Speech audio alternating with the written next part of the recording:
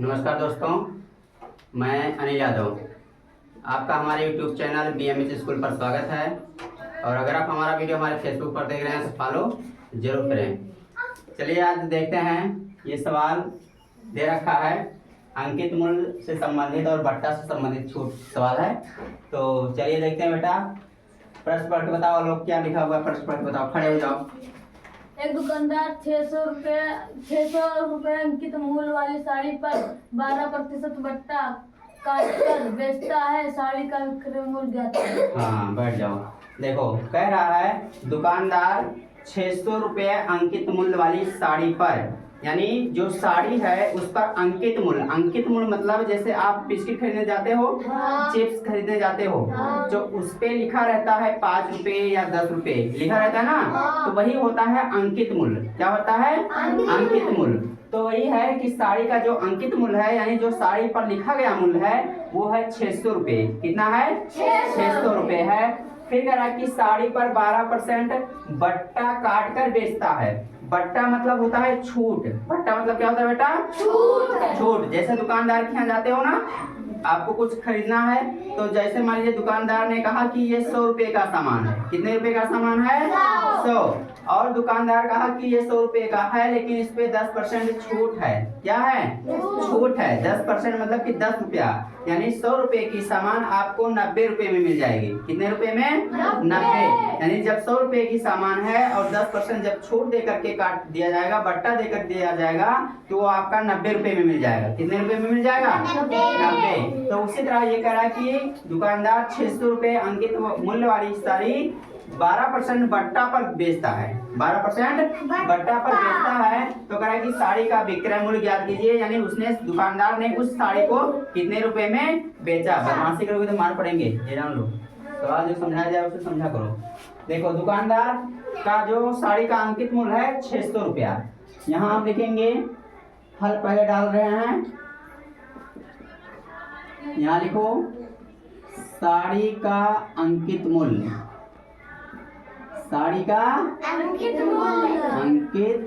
मूल्य कितना रुपया है? 600। कितना रुपया है? 600। यानी साड़ी का अंकित मूल्य कितना है? 600। अब जब साड़ी बेच रहा है दुकानदार, तो कितने प्रतिशत बट्टा दे रहा है? 12। समझिए ना, यानी बट्टा बराबर 12%। ये है।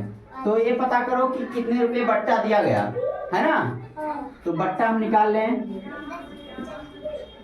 बट्टा बराबर 600 का 12%। 600 का 12%। चूंकि साड़ी का जो मूल्य है 600 रुपया है और बट्टा 12% दिया जा रहा है, तो 600 का हम 12% निकाल लें कि कितना रुपया छूट दिया गया। ये तो प्रतिशत में दे रखा है, रुपया हमें नहीं पता है कि कितना रुपया छूट दिया है। समझ गए ना? ये प्रतिशत में दिया है, लेकिन रुपया नहीं पता है, तो रुपया हम निकाल लें। तो 600 का 12% निकालेंगे तो हमें पता चल जाएगा। तो 600 हो जाएगा। और का मतलब क्या होता है? गुणा। तो का के जगह पे गुणा का निशान लगाएंगे। 12 है तो 12 लिखेंगे, और जब ये प्रतिशत का निशान हटेगा तो कितना हो जाएगा? बटा 100। तो बटा 100 कर देंगे। समझ गए ना? अब देखो, 2 जीरो यहाँ से काट दो, 2 जीरो यहाँ से काट दो। समझ गए ना? और 12 को 6 से गुणा करेंगे तो 12 6 कितना हो जाएगा? 72। यानी कितना रुपया बट्टा दिया गया? 72 रुपया, यानी बट्टा दिया गया, यानी छूट दिया गया। यानी साड़ी का मूल्य 600 रुपये था, लेकिन 72 रुपया छूट दे दिया, कि मतलब आप जब साड़ी खरीदेंगे तो 72 रुपये छूट है इस साड़ी पर, ऑफर है। समझिए ना? तो साड़ी का विक्रय मूल्य पूछा है, तो हम यहाँ लिखेंगे विक्रय मूल्य बराबर अंकित मूल्य माइनस बट्टा। अंकित मूल्य माइनस बट्टा। यानी अगर हमें विक्रय मूल्य पता करना है तो अंकित मूल्य में से बट्टा को घटा देना है। क्या कर देना है? हाँ। तो अंकित मूल्य 600 रुपया था, 600 लिखेंगे, माइनस बट्टा 72 रुपया, तो माइनस 72 कर देंगे। समझ गए ना? अब देखो, 0 से 2 नहीं जाएगा तो यहाँ से उधार लेगा, ये इसे देगा, यहाँ हो जाएगा 10, 10 इसे देगा तो यहाँ 10 हो जाएगा। अब 10 से 2 जाएगा, 8 बचेगा। अब इसे उधार दिया तो यहाँ 10 हुआ है, 10 इसे दिया तो यहाँ 9 बचा। अब 9 से 7 जाएगा तो कितना बचेगा? 2।